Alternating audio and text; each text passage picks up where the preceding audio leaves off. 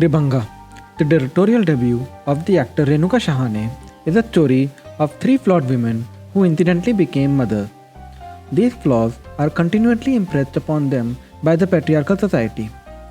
Over the course of 90 odd minutes, Renuka paints a striking yet poignant picture of the pressures of motherhood on women who want to live their lives on their own terms.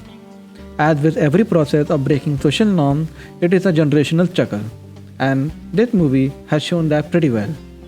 This is one of the rare Bollywood movies like Kapoor and Son that showed the reality, the concept that there is no normal family, and what we feel as normal may be regressive for one and comfortable for the other. The movie relates to everyone's life and reminds us and reflects upon an important quote from Joy Brown. Adulthood was invented to repair the wounds of the childhood.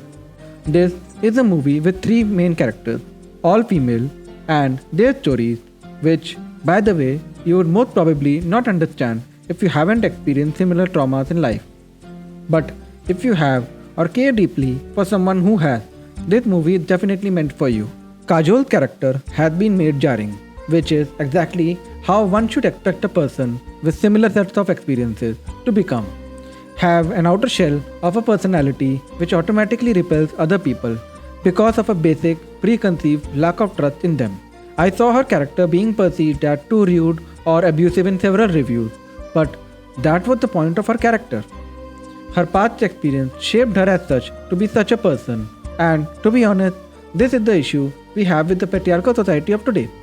When male characters are given an arc in a movie, it is applauded upon, but when it comes to the female characters, it is still shunned upon and called boring. Mithila's character is the exact opposite of a mother in every single possible way.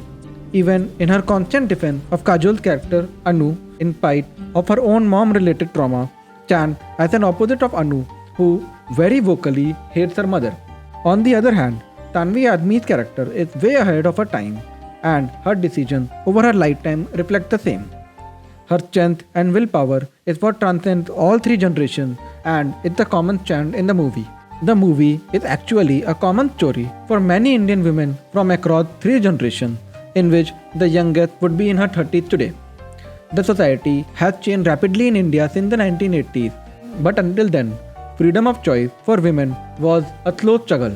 Right after independence, there were many forward-thinking women in different parts of the country who were starting out into the workforce for the first time ever, fighting to have more choice in their lives in the matters of finances, occupation, romance, and sex. They fought for such freedom all their life.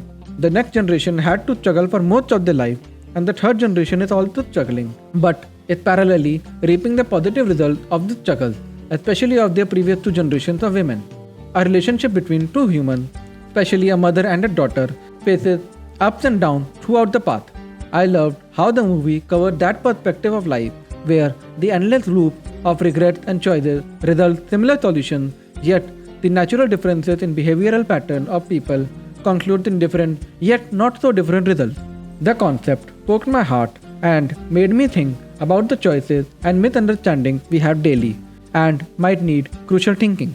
The reviews that I have been noting for the movie have been shouting by and far that it portrays family values are regressive, and the hate comments are out there for the movie because of the use of abusive language and to keep it away from children. Why does every movie that revolves around family is needed to watch with fun? The movie was rated 18+, so before going in, you as an audience already know that what you are going to face. As for the family values being portrayed as regressive, it never said that. And if you felt that it did, your faith in family and traditions is so low that someone not following the norm offended you. The movie simply relates the question that women has her choice to follow and not what others, the men in family, have to say. The movie touched so many important topics overall, breaking the expectations of the society from a married woman, sexual assault, the importance of a supportive husband in this fight against patriarchy, the demand of being an artist, the communication gap between troubled teenagers and oblivious parents was so well captured. Normalized dysfunctionality, normalized divorce, normalized life as is, and not the show of what Bollywood had shown over the years as the ideal. Hum saath saath hai anyone? The best lesson from the movie. Life is nothing but your experiences. There is no one more wrong or more right, just different perspectives. If you like this video and would want more reviews from me, then please don't forget to like, share and comment on this video. Thank you for tuning in. I'll see you in the next episode.